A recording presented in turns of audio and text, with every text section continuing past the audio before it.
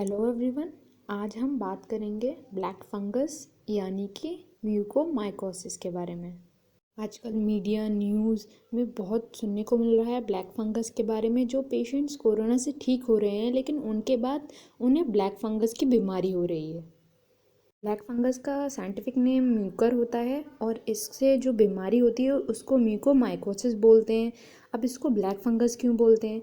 जिस एरिया को ये इन्फेक्ट करता है वो एरिया काला हो जाता है, इसलिए इसको ब्लैक फंगस बोला जाता है। बहुत सारे लोग सोच रहे होंगे कहाँ से आ गई ये प्रॉब्लम। कोरोना तो वायरस प्रॉब्लम थी, अब ये फंगस की प्रॉब्लम।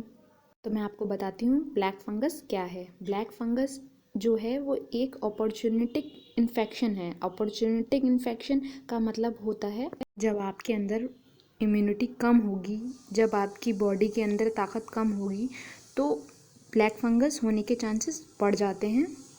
लास्ट ईयर भी जब कोविड की वेव आई थी तो ब्लैक फंगस के पेशेंट्स देखे गए थे, मगर इतने नहीं देखे गए थे। अब सेकेंड वेव आई है, ये बहुत डेंजरस है, बहुत इन्फेक्टेड हो रही है, इसलिए इसमें बहुत केसेस निकल रहे हैं ब्लैक फंगस के। और जिस पेशेंट को कोरोना हो चुका है उसकी इम्यूनिटी ऑलरेडी कम हो जाती है, उसके इलाज में स्टेरॉइड चलता है जिसकी वजह से बॉडी की इम्यूनिटी कम होती है।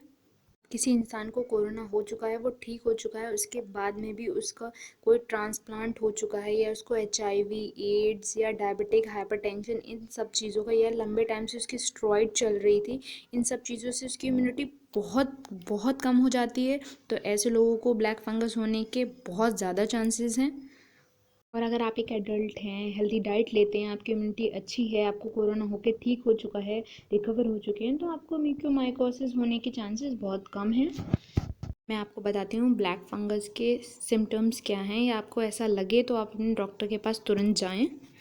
ब्लैक फंगस का इलाज है, लेकिन अगर टाइमली आपको पता नहीं लगता है, इलाज नहीं होता, तो पेशेंट्स की डेथ भी हो सकती है। कोरोना से रिकवर होने के 6-7 दिन बाद भी अगर आपको हल्का बुखार लग रहा है, आपको सांस लेने में प्रॉब्लम हो रही है, रेडनेस हो रही है, नाक में ब्लड जैसा आ रहा है, नाक बंद बंद सी है, हैवीनेस है, नज़र आपको लग रहा है धीरे धीरे गिर रही है, सारे सिम्टम्स इशारा करते हैं ब्लैक फंगस की तरफ। ब्लैक फंगस नाक और मुंह से स्टार्ट होता है, के साइनसेस को इफ़ेक्ट करता है, इसकी वजह से सूजन आ सकती है, आपके फेस पे रेडनेस भी हो सकती है, माइल्ड सा पेन भी हो सकता है और आँख भारी हो सकती है। आँख पे इफ़ेक्ट करता है और हो सकता है आँख बाहर की तरफ आ जाए, हिले नहीं। ब्रेन और लंग्स, आपके फेफड़ों को भी इफ़ेक्ट कर सकती है, जिससे आपको सांस लेने में प्रॉब्लम होगी।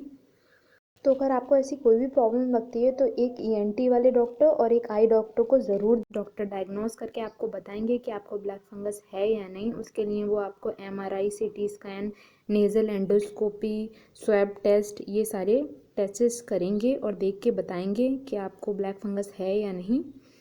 एंडोस्कोप नाक में जाता है और देखता है कहीं ब्लैकनिंग तो नहीं हो रही है।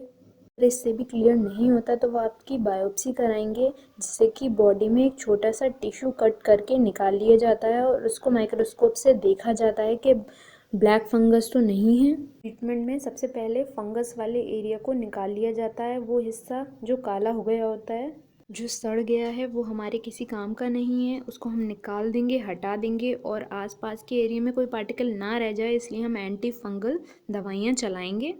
हमें अपनी इम्यूनिटी स्ट्रॉन्ग करनी है, स्टेरॉइड जो हम ले रहे हैं उसको हम बंद करेंगे। अगर हम डायबिटिक हैं तो हमें अपनी शुगर बिल्कुल कंट्रोल रखनी है, तभी इसको हम हरा सकते हैं। स्ट्रेस नहीं लेना है, मेन बात, स्ट्रेस से इम्यूनिटी कम होती है, स्ट्रेस से शुगर भी फ्लैक्चुएट करती है। ये स्टेज में पता लग जाए तो ट्रीटमेंट शुरू किया जा सकता है, वरना हमें आँख निकालनी भी पड़ सकती है। आज के लिए इतना ही। Thanks for watching.